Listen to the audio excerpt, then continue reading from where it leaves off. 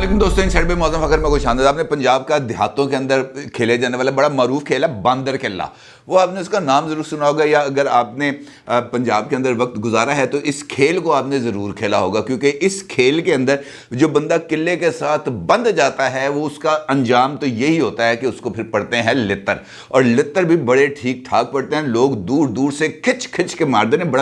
बड़ा जैसे कह सकते हैं ना कि बड़ा दिलचस्प खेल रहा है, और पंजाब के देहातों में ये खेल मेरा ख्याल है आज भी खेला जाता है। जब हम छोटे छोटे लाहौर की गलियों में घूमते फिरते थे तब यहाँ पर भी इस तरह के जो खेल हैं वो खासे खेले जाते थे। आप सोच रहे होंगे कि ये अचानक मुझे बांदर किला वाला खेल क्यों याद आया। मुझे इनफैक्ट शेख रशीद अहमद से ना ये वाला याद आया मामला, क्योंकि शेख रशीद साहब इस वक्त मुझे लग रहा है कि उनको ना किले के साथ बांध दिया गया है, और किले के साथ बांधने के बाद वो जो जूतियां उनके इर्द गिर्द बिखरी होती है ना वो दायरे के अंदर, वो अब उठा ली गई हैं, और अब वो अमल का आगाज़ होने वाला है। जैसे किले से के साथ रस्सा पकड़ के जो बांदर खड़ा होता है ना, उसको जो छितर पड़ते हैं, मुझे लग रहा है इस किस्म के खेल का ना अब आगाज़ होने जा रहा है। ना सिर्फ शेख रशीद बल्कि और भी बहुत सारे पॉलिटिकल किरदार अब किले के साथ आपको बंधे हुए नज़र आ भी रहे होंगे, और आने वाले वक्त के अंदर आपको मज़ीद इसके अंदर शिद्दत भी आती नज़र आएगी। शेख रशीद अहमद साहब ने बुनियादी तौर पर बहुत ज़्यादा जो है ना वो छलांगे मारी, इधर गए उधर गए फलां कि वो जो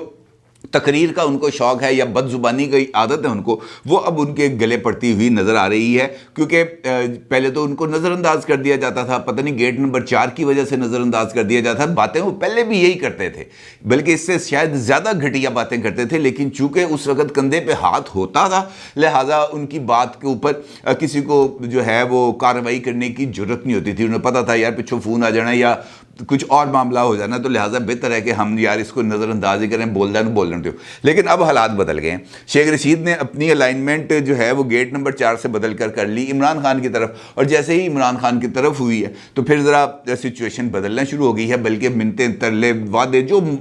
भी शेख रशीद कर सकते थे वो उन्होंने कर लिया, लेकिन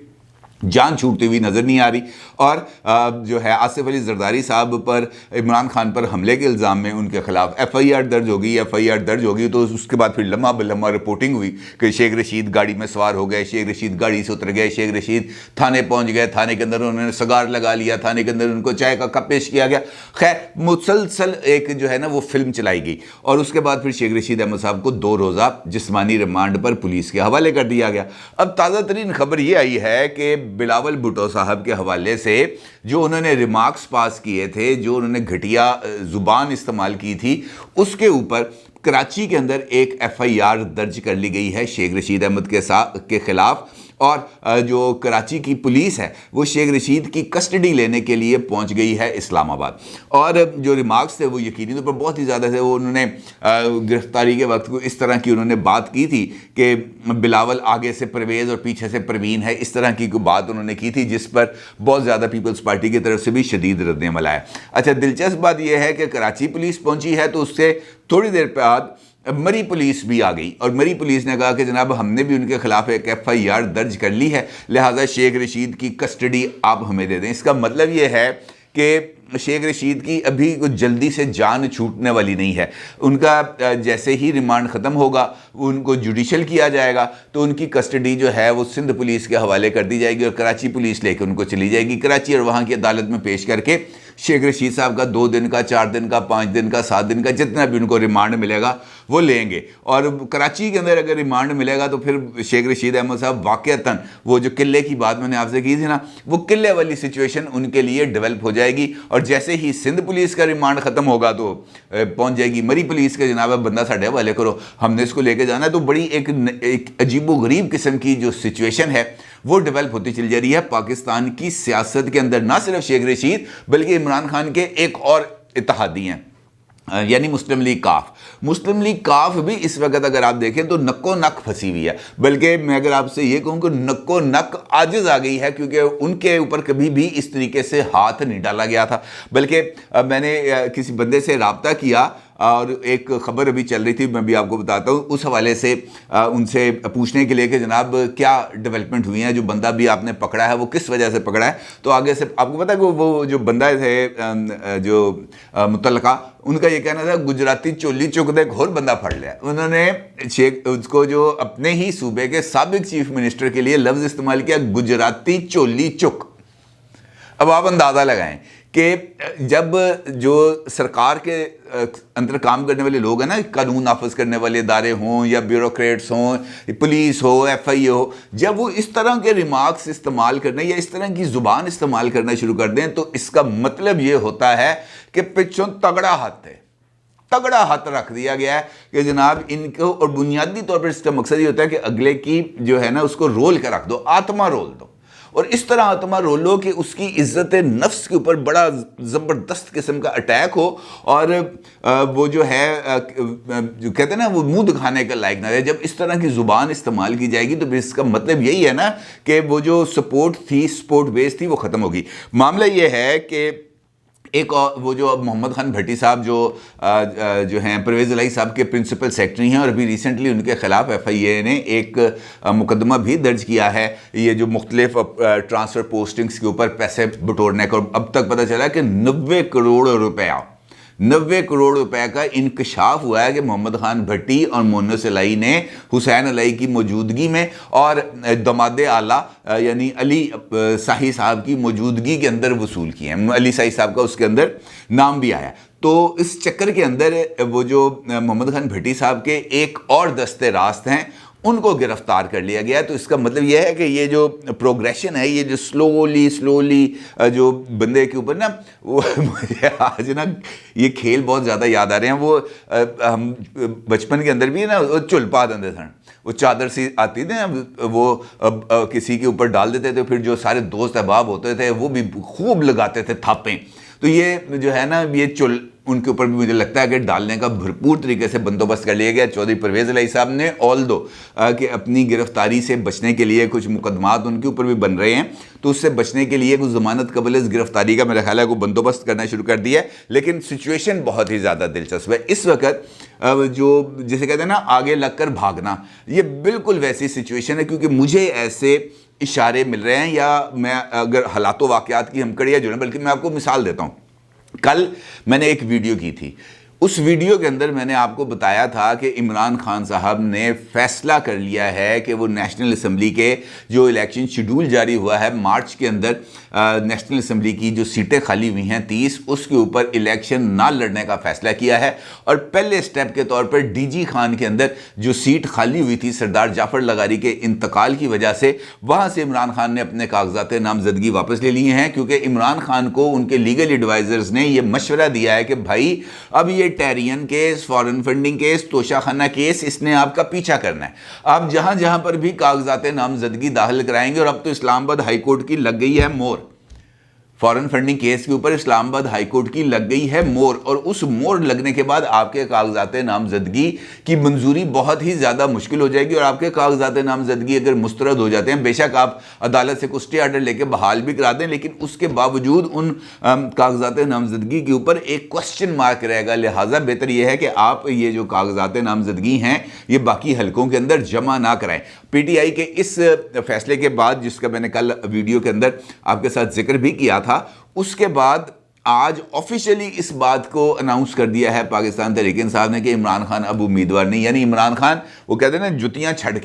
جوتیاں چھوڑ کے بھاگ نکلے ہیں۔ اس کا مطلب یہ ہے کہ خود ان کی جماعت نے عمران خان صاحب کو ہٹ وکٹ آؤٹ قرار دے دیا، ہٹ وکٹ ہو گیا، فیصلہ کر لیا کہ نہیں پائیں تو اسی الیکشن نہیں لڑنا۔ اب ایک جانب تو عمران خان صاحب کی خود اپنی ہی پارٹی کے اوپر جو گرپ ہے وہ نہ صرف کمزور ہوتی ہوئی چلی جا رہی ہے، کیونکہ پارٹی کے اندر سے بھی اب آوازیں اٹھنا شروع ہو گئی ہیں، بلکہ ایک آواز آئی ہے سابق وفاقی وزیر داخلہ بریگیڈیئر ریٹائرڈ اعجاز شاہ صاحب کی، اور انہوں نے تو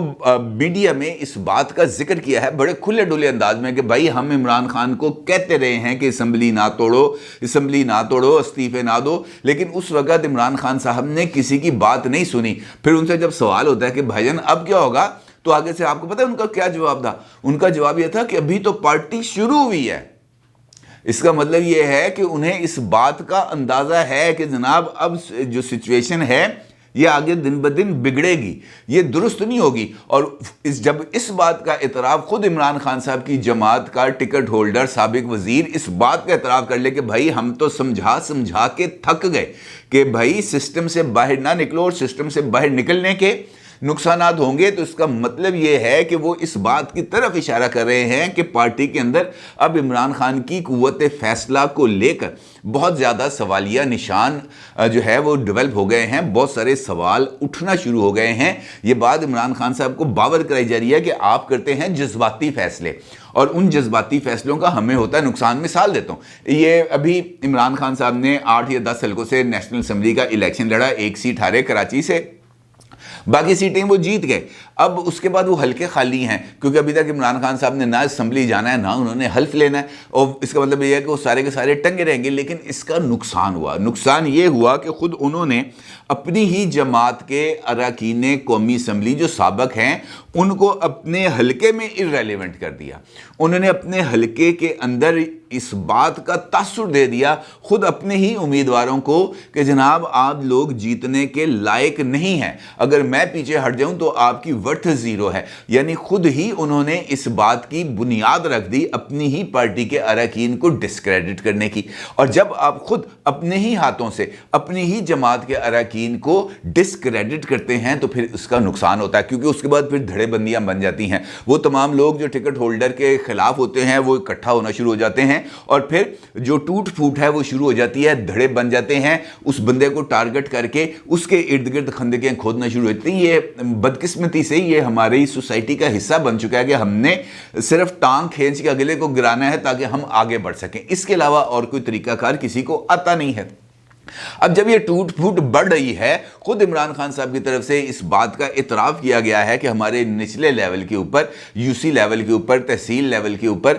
جو ہے وہ ہماری تنظیم کو توڑنے کے عمل کا آغاز ہوا ہے، اور انہوں نے اشارہ دیا ہے اسٹیبلشمنٹ پر۔ تو اس کا مطلب یہ ہے کہ ان کو اس بات کا اندازہ ہے کہ میری جو بیس ہے، میری جو بنیاد ہے وہ کمزور ہو رہی ہے، اور خود کی عمران خان صاحب نے کمزور ہے، ہر ایک حلقے کے اندر الیکشن لڑ کے اور پھر یہ تاثر دے کے بھائی میرے بغیر تو آپ لوگ جیت نہیں سکتے۔ اب جب یہ والا تاثر آ گیا سامنے تو پھر آپ مجھے یہ بتائیں کہ کون جائے گا میدان میں جا کے مقابلہ کرے گا، کون بیٹھے گا جا کے حلقوں کے اندر، کون جا کے لوگوں کی باتیں سنے گا؟ وہ کہے گا جناب عمران خان لڑے الیکشن، جاؤ کرو عمران خان نہ گل، میں کیا کروں؟ وہ تو یہ کہے گا نا جناب میں تو اب ایم این اے نہیں ہوں، عمران خان نے الیکشن لڑا تھا، جاؤ کرو جا کے بات عمران خان سے۔ اور یہ وہ روش ہے جو اب آہستہ آہستہ آگے بڑھتی جا رہی ہے، اور اس کا ٹیمپریچر عمران خان صاحب تک پہنچ رہا ہے۔ بلکہ عمران خان صاحب نے یہ جو پارلیمانی بورڈز بنانے تھے پنجاب کے اندر اور اس کے بارے میں کوئی ابتدائی رپورٹ لینی تھی، تو میرا یہ ماننا ہے کہ عمران خان صاحب کو یہ والی جو ہیٹ ہے یہ وہاں تک پہنچی ہے کہ جناب یہ جو آپ نے کام کیا ہے اس کے اب بہت زیادہ نقصانات ہیں، کیونکہ خود عمران خان صاحب کو نے اعتراف کیا کہ ان کو 90 دن کے اندر الیکشن ہوتے ہوئے نظر نہیں آ رہے۔ اس کا مطلب یہ ہے کہ ان کو اس بات کا اندازہ ہے کہ یار سسٹم سے باہر نکلنا غلطی تھی، کیونکہ سسٹم کے اندر اگر رہتے، اگر دونوں صوبائی اسمبلیاں انٹیکٹ ہوتی تو عمران خان صاحب کے یہ جو استعفے یوں چٹکیاں بجاتے ہوئے اسپیکر نیشنل اسمبلی راجہ پرویز اشرف نے منظور کیے ہیں، وہ منظور نہیں کرنے تھے، کیونکہ ان کو پتا تھا کہ اب گیم ہمارے ہاتھ میں آ گئی ہے، اب ہم کنٹرول کر سکتے ہیں اور کنٹرول کر رہے ہیں۔ آلدو کہ آج لاہور ہائی کورٹ کے اندر سماعت تھی، یہ اسد عمر صاحب نے چیلنج کیا ہوا ہے 90 دن کے اندر الیکشنز کی ابھی تک تاریخ نہ ملنے پر گورنر پنجاب کا آرڈر، تو اس کے اوپر بھی سماعت کے دوران معزز جج صاحب کی طرف سے یہ بات کی گئی ہے کہ جناب الیکشن کمیشن کو آج سماعت کے درمیان کہ جناب آپ الیکشن کی تاریخ تو دیں۔ انہوں نے کہا جناب گورنر صاحب کو ابھی کل ہی خط ملا ہے اور گورنر صاحب نے تمام سٹیک ہولڈرز سے مشورہ کرنے کا جو ہے وہ ہدایت کی ہے، مشورہ مکمل ہو جائے، الیکشنز جو ہیں وہ 90 دن کے اندر ہی ہوں گے، شیڈول ہی ہم نے دینا نا، ہم شیڈول دے دیں گے، لیکن پہلے ہم اپنے مشورے تو مکمل کر لیں، موقع پہ دیر اینڈ دین تو تاریخ نہیں دے سکتا نا الیکشن کمیشن کا وکیل۔ تو اس کے بعد پھر انہوں نے کہا گورنر صاحب آپ کا وکیل آ کے جواب دے، تو گورنر صاحب کے وکیل نے کہا کہ جناب مجھے ہفتے کا ٹائم چاہیے، اور پھر ہفتے کا ٹائم ملا۔ اس پر اسد عمر صاحب نے بہت زیادہ جو ہے وہ کہا کہ جناب اس سے تو 22 دن گزر جائیں گے، تو معزز جج صاحب کی طرف سے یہ بات کہی گئی کہ آپ فکر نہ کریں، آپ آ گئے ہیں ادھر، یہ جو ہفتہ 10 دن اوپر نیچے ہونے سے کوئی فرق نہیں پڑتا۔ تو اس کا مطلب یہ ہے کہ ان کو اس بات کا اندازہ ہے کہ یہ کسی نہ کسی لیول کے اوپر کوئی نئی گیم ڈل جائے گی۔ اس کا مطلب یہ ہے کہ نہ صرف شیخ رشید، نہ صرف پرویز الہی، بلکہ اور بھی بہت سارے لوگ اسی قلعے کے ساتھ بندھے ہوئے ہیں اس وقت، اور جنہوں نے قلعے پہ باندھا ہے انہوں نے بڑا سوچ سمجھ کے باندھا، بڑا کیلکولیٹڈ باندھا ہے، اور اس قلعے کے ارد گرد لگا دیا ہے دائرہ، اور وہاں پر جو چیزیں موجود تھیں وہ نکال لی ہیں باہر، اور جو جو جہاں سے وہ اپنے اس رسے کی مدد سے اپنے آپ کو بچاؤ کر سکتے تھے وہ تمام کی تمام چیزیں وہاں سے ہٹا لی ہیں. اب وہ جو جوتے ہیں جو اس دائرے میں باندر قلعے کے اندر پڑے ہوتے ہیں وہ اب آ گئے ہیں ارد گرد کے لوگوں کے ہاتھ. وہ جو اس کھیل کا دوسرا فریق ہے جب اس کے ہاتھ میں آ گئے ہیں تو اب انہوں نے لگانے ہیں طاق طاق کے نشانے. اور جو ہے وہ جب آپ کو پتہ ہے جب لتر پریڈ ہوتی ہے تو پھر ذرا خوفناک ہی لتر پریڈ ہوتی ہے. اور مجھے ایسا لگ رہا ہے یہ جو چیزیں میں نے بھی آپ کے سامنے 3-4 چھوٹی چھوٹی رکھی ہیں اس سے اسی بات کی طرف اشارہ مل رہا ہے کہ فیصلہ ہو گیا ہے. عمران خان صاحب نے بھاگنا ہے, نہ صرف بھاگنا ہے بلکہ جو پریڈ ہے وہ بھی ہونی ہے. اور شیخ صاحب کو تو اب قلعے کے ساتھ ذرا مضبوطی کے ساتھ باندھ دیا گیا. اپنی رائے کا ضرور اظہار کیجیے گا. آپ کا بہت شکریہ. اللہ حافظ.